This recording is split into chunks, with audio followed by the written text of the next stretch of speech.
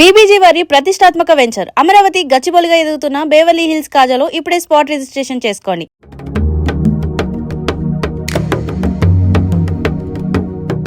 దక్షిణ భారతదేశపు గడ్డపై ఒక అజేయమైన సామ్రాజ్యం, తెలుగు భాషకు స్వర్ణయుగం, ఆర్షధర్మానికి రక్షణ కవచం.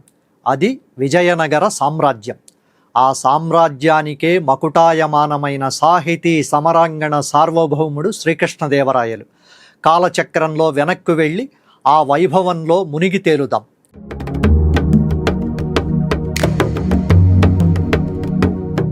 చరిత్ర అంటే కేవలం యుద్ధాలు కాదు, ఒక జాతి అస్తిత్వం.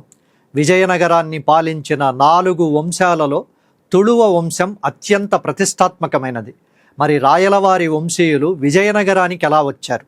విజయనగర సామ్రాజ్యాన్ని మొదట సంగమ, సాళువ వంశాలు పాలించాయి. రాయల పూర్వీకులు బళ్ళారి ప్రాంతానికి చెందినవాళ్ళు.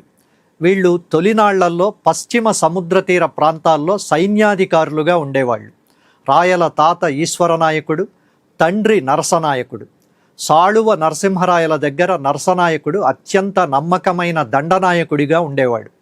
సాళువ వంశం బలహీనపడినప్పుడు రాజ్యాన్ని కాపాడడానికి నరసనాయకుడి కుమారుడు వీర నరసింహరాయలు చక్రవర్తి అయ్యాడు. ఆయన మరణానంతరం మహామంత్రి తిమ్మరుసు మార్గదర్శకత్వంలో సాధారణ శకం 1509 ఆగస్టులో శ్రీకృష్ణదేవరాయలు సింహాసనాన్ని అధిష్ఠించాడు. చంద్రగిరి, పెనుగొండ కోటల మధ్య రాయల బాల్యం, విద్యాభ్యాసం సాగింది.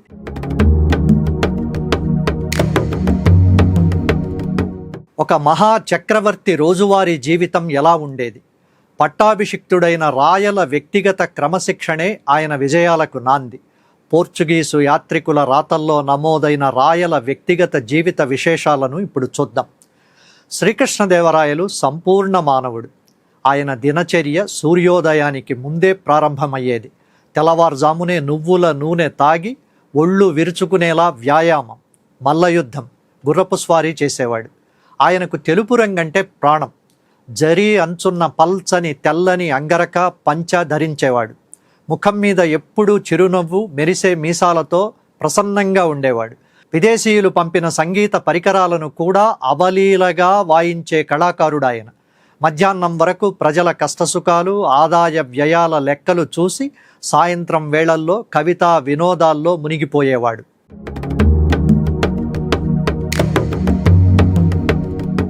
రాయలు పట్టాభిషిక్తుడయ్యే నాటికి రాజ్యం చుట్టూ శత్రువులు, అస్థిరమైన పరిస్థితులు. మరి ఈ యువరాజు అజేయమైన చక్రవర్తిగా ఎలా ఎదిగాడు? కృష్ణదేవరాయలు కేవలం కవి మాత్రమే కాదు, గొప్ప యుద్ధ తంత్రజ్ఞుడు. ఆయన రాజ్యానికి వచ్చే నాటికి తిరుగుబాట్లు ఎక్కువగా ఉన్నాయి. ముందుగా లోపలి శత్రువులను అణిచివేసి ఆ తరువాత సరిహద్దులను సుస్థిరం చేశాడు. గజపతులు, బహమనీ సుల్తానుల దాడులను సమర్థవంతంగా తిప్పికొట్టాడు. రాయచూరు యుద్ధం రాయల శౌర్యానికి నిదర్శనం. ఆయన యుద్ధక్షేత్రంలో సైనికులతో కలిసి వారిలో ఒకడిగా ఉండేవాడు. ఓడిపోయిన శత్రువులను కూడా గౌరవించే గొప్ప సంస్కారం ఆయనది. 10 లక్షల సైన్యం రాయల కనుసన్నల్లో కవాతు చేసేది. అటు ఉదయగిరి నుండి ఇటు కొండవీడు వరకు రాయల విజయకేతనం ఎగిరింది.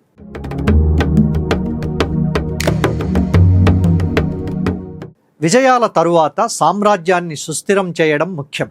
రాయలు తన అధికారులను, సామంతరాజులను ఎలా నియంత్రించేవాడో ఆ రాజనీతి రహస్యాలేమిటో తెలుసుకుందాం.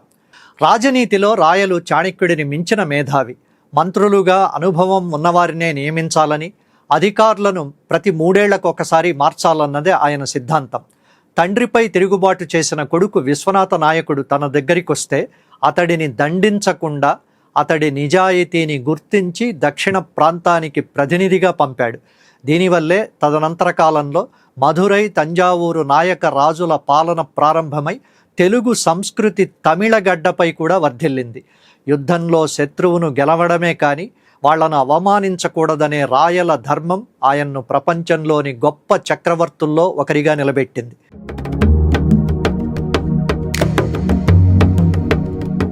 సామ్రాజ్య విస్తరణ ఎంత ముఖ్యమో ప్రజల క్షేమం అంతకంటే ముఖ్యం. రాయల కాలంలో ప్రజలు సుభిక్షంగా ఉండడానికి కారణం ఆయన ఆర్థిక సూత్రాలు. రాయలసీమలోని చెరువులన్నీ రాయల చలవే. కరువు కాలంలో పన్నులు రద్దు చేయడం, రైతులకు విత్తనాలు, వనరులు సమకూర్చడం రాయల పరిపాలనా దక్షతకు నిదర్శనం. ఆంగ్ల ఇంజనీర్ మెకంజీ అన్నట్లు, రాయలు తవ్వించిన చెరువులను కేవలం మరమ్మత్తు చేసుకుంటే చాలు, కొత్తవి తవ్వించాల్సిన పని లేదు. వజ్రకరూరులో వజ్రాలు, హత్తిరానుగిరుల్లో బంగారం, చిత్తూరు, బళ్ళారి ప్రాంతాల్లో ఇనుప గనులు విజయనగర రాజ్యానికి సిరి సంపదలు తెచ్చాయి. హంపి వీధుల్లో రత్నాలను రాసులుగా పోసి అమ్మేవారంటే ఆ సామ్రాజ్యం ఎంత ఐశ్వర్యంతో తొలతూగిందో అర్థం చేసుకోవచ్చు.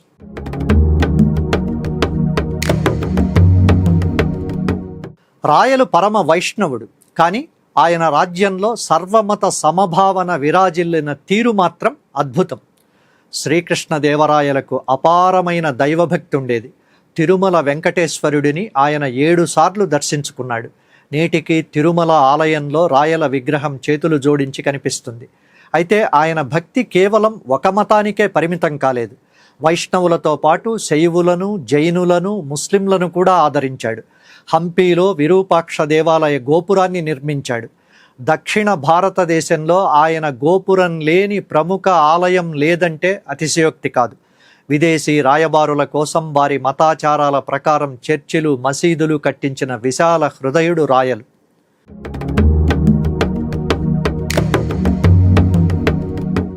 విజయనగర సామ్రాజ్యం ఒక శిల్ప కళాక్షేత్రం. రాతిని సైతం రవళింపచేసిన ఘనత రాయలది. హంపి నుండి లేపాక్షి వరకు వ్యాపించిన ఆ అద్భుతాలను ఇప్పుడు వీక్షిద్దాం. విజయనగర శిల్ప కళా శైలి ప్రపంచంలోనే సాటిలేనిది. హంపీలోని విఠలాలయంలో ఉన్న సప్తస్వర స్తంభాలు నేటికీ ఒక వింత. ఆ రాతి స్తంభాలను తడితే సంగీత స్వరాలు పలుకుతాయి. ఏకశిలా రాతిరథం, ఉగ్ర నరసింహస్వామి విగ్రహం, వినాయక విగ్రహాలు రాయల కాలపు శిల్ప కళా చాతుర్యానికి నిదర్శనాలు. తాడిపత్రి, శ్రీకాళహస్తి, శ్రీశైలం, అహోబిలం లాంటి క్షేత్రాల్లో రాయలు కట్టించిన గోపురాలు, కళ్యాణ మంటపాలు దక్షిణ భారత శిల్ప కళకు మణిహారాలు. ఆయన కాలంలో లోహ పరిశ్రమ కూడా బాగా అభివృద్ధి చెందింది. ఇది అద్భుతమైన ఆభరణాలు, యుద్ధోపకరణాల తయారీకి దోహదపడింది.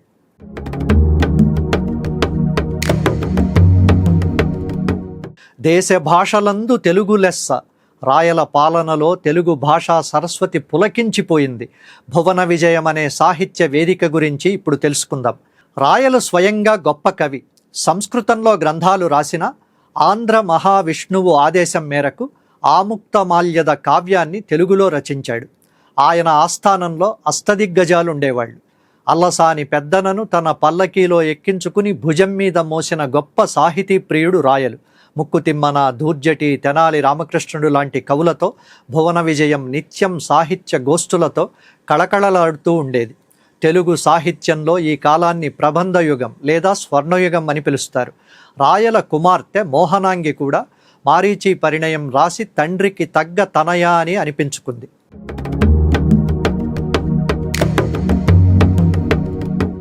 కాలం ఎవరి కోసమూ ఆగదు. సూర్యుడు అస్తమించక తప్పదు. మరి ఆ మహోన్నత చక్రవర్తి చివరి రోజులు ఎలా గడిచాయి? చరిత్ర ఆయన్ని ఎలా గుర్తుపెట్టుకుంటోంది? రాయల చివరి రోజులు కొంత విషాదంగా గడిచాయి. తన 7 ఏళ్ల కుమారుడి మరణం ఆయన్ను కుంగదీసింది.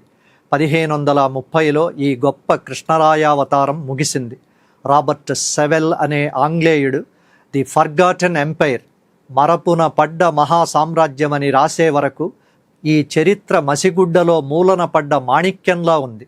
సీజర్, అలెగ్జాండర్, నెపోలియన్ లాంటి ప్రపంచ విజేతల సరసన నిలబడగలిగే ఏకైక భారతీయ చక్రవర్తి శ్రీకృష్ణదేవరాయలు. ఆయన నిర్మించిన హంపి శిల్పాలు, ఆయన రాసిన పద్యాలు నేటికి తెలుగువారి గుండెల్లో సజీవంగా ఉన్నాయి. ఈ కథనానికి తెలుగు, కన్నడంలో ఏకకాలంలో రచనలు చేసిన స్వర్గీయ జొళదరాశి గుత్తి చంద్రశేఖర్ రెడ్డి గారి వ్యాసం ఆధారం. 2012లో తిరుపతిలో జరిగిన 4వ ప్రపంచ తెలుగు మహాసభల సందర్భంగా పొట్టి శ్రీరాములు తెలుగు విశ్వవిద్యాలయం, మండలి వెంకటకృష్ణారావు అంతర్జాతీయ తెలుగు కేంద్రం ప్రచురించిన వ్యాసాల సంకలనంలో శ్రీకృష్ణదేవరాయల గురించి ఆయన విస్తృతమైన పరిశోధనతో ఈ వ్యాసం రాశారు. బళ్ళారి సీమలో జన్మించిన చంద్రశేఖర్ రెడ్డి గారు విజయనగర సామ్రాజ్య వైభవాన్ని తన శ్వాసగా మలుచుకున్నారు. శ్రీకృష్ణదేవరాయల జీవితం, పరిపాలనపై అలుపెరుగని పరిశోధనలు చేస్తూ చారిత్రక సత్యాలను వెలికితీస్తూ ఉభయ భాషల్లో ఆయన చేసిన రచనలు రాయలవారి అనంతమైన కీర్తిని మన ముందు సజీవంగా ఉంచాయి. నిరంతర సాహిత్య అన్వేషణతో రాయలవారి విశ్వరూపాన్ని అక్షరబద్ధం చేసిన ఆ మహనీయుడి అంకిత భావానికి, పాండిత్యానికి శిరస్సు వంచి నమస్కరిస్తున్నాను. రాయల రాజ్యం ఒక రామరాజ్యం. తెలుగు భాష ఉన్నంత వరకు, తెలుగు జాతి ఉన్నంత వరకు శ్రీకృష్ణదేవరాయల కీర్తి అజరామరం. ముగించే ముందు ఒక చిన్న మాట. ధాత్రి టీవీ వీడియోలకు మిలియన్లలో వ్యూస్ వస్తున్నందుకు మీ అందరికీ పేరు పేరున కృతజ్ఞతలు. మా గణాంకాల ప్రకారం వీడియోలు చూస్తున్న వాళ్ళల్లో ఇంకా చాలామంది ఛానల్ను సబ్స్క్రైబ్ చేసుకోలేదు. వెంటనే ధాత్రి టీవీని సబ్స్క్రైబ్ చేసుకోండి, మరో 10 మందితో చేయించండి. ధాత్రి టీవీ కాలచక్రం ధారావాహికలో మరో చారిత్రక ఘట్టంతో మళ్ళీ కలుద్దాం. అంతవరకు సెలవు. నమస్కారం.